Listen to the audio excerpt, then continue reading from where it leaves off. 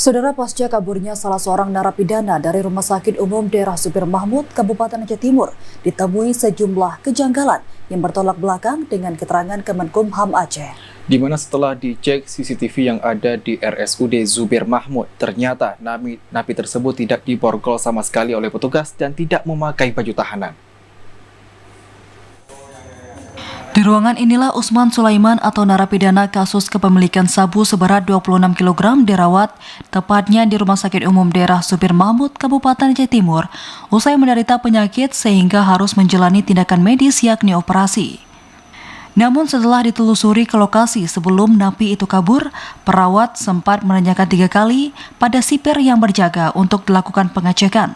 Akan tetapi, dirinya mengatakan bahwa ia masih berada di toilet. Selang setengah jam kemudian, ketika perawat kembali bertanya, dan petugas mengatakan bahwa pasien sudah tidak ada lagi. Humas RSUD Zubir Mahmud, Cut Sofiana menjelaskan bahwa berdasarkan data Usman Sulaiman masuk pertama sesudah sholat asar sebelum maghrib, dan kemudian setelah sholat maghrib bersama keempat petugas pengawal, ia dibawa ke ruangan VVIP. Dirinya juga mengatakan bahwa setelah dilakukan pemantauan, ternyata Usman tidak diborgol oleh petugas. Pertama masuk itu sekitar sore setelah asar.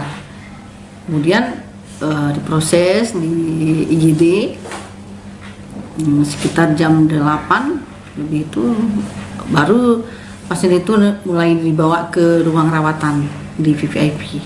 Karena kita ruangan lain juga penuh, yang pertamanya sih di ruang Mina.